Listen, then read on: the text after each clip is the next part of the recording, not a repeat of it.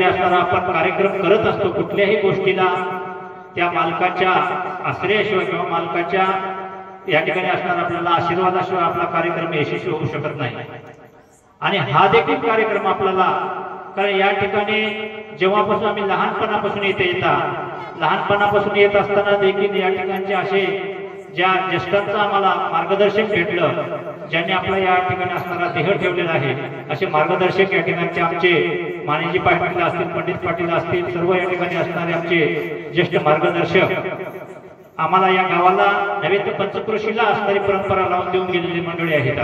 आमच्या मावशी आहेत, भगिनी आहेत आणि आमचे सर देखील या ठिकाणी असणार आपल्या सर्व सहकाऱ्यांच्या सोबत अतिशय परिश्रम घेत आहेत। यांचं परिश्रम पाहिल्यानंतर खरोखर जी आम्ही घेतलेली ओवी आहे की समर्थाची करिता चाकरी, चाकराची फेकीत समर्थ करी, हे जो आज आपला असणारा इथला जो मंडप दिसतोय, या ठिकाणचं जे कार्य दिसतंय, या ठिकाणचं जे असणारा सर्व भव्य अशा प्रकारचे असणारा हे मंदिर दिसतंय, हे मंदिर फक्त त्या समर्थाच्या चाकरीमध्ये राहिल्यामुळेच प्राप्त झालेले आहे। बाकीचा कुठलाही विषय नाही।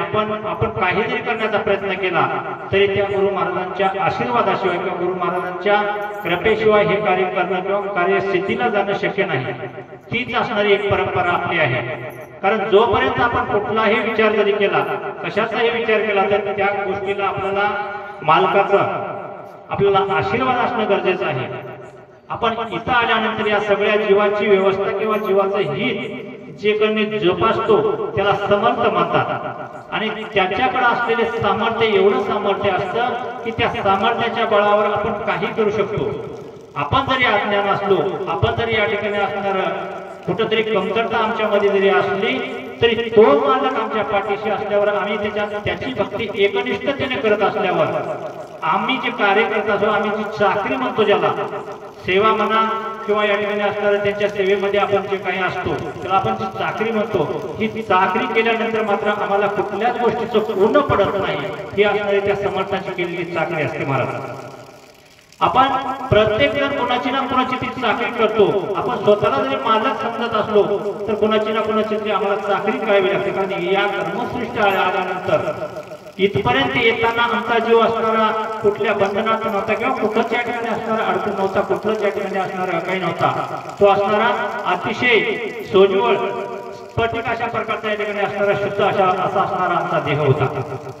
पण इथं आल्यानंतर किंवा इथं येत असताना अनेक लोकांना या जीवाची असणारी एक असणारी आपला जो जीव इथे येत असताना मात्र त्या सगळ्याला आमच्या जीवाविषयी अतिशय तळमळ निर्माण झाली, ज्याच्या त्याच्या पद्धतीनं देवाला, गुरुला त्यांना असणारी वेगळी तळमळ होती, बाबा यांचं कसं होईल। पण काही जणांना हा असणारा जीव जो शुद्ध होता, सात्विक होता, स्फटिक होता, गोड असा असणारा, पण येत असताना त्यांना तसं शुद्ध ठेवू नये म्हणून अनेकांना आपापल्या पद्धतीने या ठिकाणी असणारा आपले मळ लावत, अशुद्धता करत या कर्मसृष्टीला आणून सोडलं। नुसतं आणून सोडलं नाही तर आम्ही त्यांच्या अधीन गेल्यानंतर आमचा आपण इथं आल्यानंतर आपण या मातेच्या उदरात वाढत असताना किंवा मातेच्या उदरामध्ये आमचं वाढ होत असताना आमच्यावर झालेला जो आमच्यावर झालेले संस्कार असतात, त्या संस्काराच्या अधीन आम्ही गेलो आणि त्या संस्काराच्या अधीन गेल्यामुळं आम्हाला जे असणारी ही अविद्या, अज्ञान ज्याला आम्ही म्हणतो, त्यांचा असणारा झालेला घाला आमच्यावर भरपूर प्रमाणामध्ये झाला। आणि हा घाला झाल्यानंतर मात्र या ठिकाणी असणाऱ्या या जीवाला कुठलंच या ठिकाणी असणारा आपण कोण होतो, कुठून आलो, कशासाठी आलो आणि आम्हाला करायचं काय होतं, हा मात्र पूर्णपणे या ठिकाणी असणारा विसरून गेला। मग हा विसरल्यानंतर याला असणारा पूर्वपदावर न्यावं लागते, याला असणारा पूर्वच या ठिकाणी असणारा सर्व व्यवस्था काय होती किंवा हा असणारा नेमका कोण आहे हे विसरला म्हणून मग या ठिकाणी असणारं तुमचं आमचं हित करून द्यावं, तुम्हा आम्हाला काहीतरी मार्ग दाखवावा या हेतूनं असाच या ठिकाणी असणारा संतांचा, महंतांचा, ऋषी मुनी वैराग्यांचा या ठिकाणी असणारा अवतार झालेला आहे। असाच तपोनिधी असणारे वैराग्य महाराज किंवा आमच्या असणारे सद्गुरू संत समर्थ बाळगणे महाराज, आपण तुम्ही आम्ही फार भाग्यवान आहोत। आपण या ठिकाणची जी मंडळी आहे आमची पंचक्रोशीची आहे, या पंचक्रोशीचं पुण्य असणारा तुम्हा आम्हाला या ठिकाणी असणारं तेवढं महत्व वाटत नाही, पण अख्खं जग आपला महाराष्ट्र किंवा भारत देशच नाही तर अख्खं विश्व या ठिकाणी असणारे या भूमीचं या ठिकाणी असणारं इथली असणारी माती आपल्या डोक्याला लागावी किंवा इथलं या ठिकाणी असणारं काहीतरी आपल्याला साध्य व्हावं, याच्यासाठी अख्खा विश्व या ठिकाणी असणारा तळमळत आहे महाराज.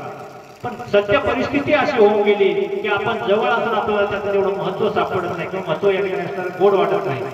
आमची असणारी आपल्या शेजारी असणारी गोदावरी माता असेल, गोदावरीच्या या ठिकाणी असणारं पावन पवित्र असणारं क्षत्र असेल किंवा अतिशय महानाहून महान तपस असणारं क्षत्र ज्याला आम्ही म्हणतो ते क्षत्र म्हणायचं या ठिकाणी असणारं आहे. कारण एवढं पवित्र आणि महान क्षत्र आहे असा असणारा तो संत या तुमच्या आमच्या जवळ किंवा तुमच्या आमच्या सानिध्यामध्ये या ठिकाणी असणारा अवताराला आलाय महाराज.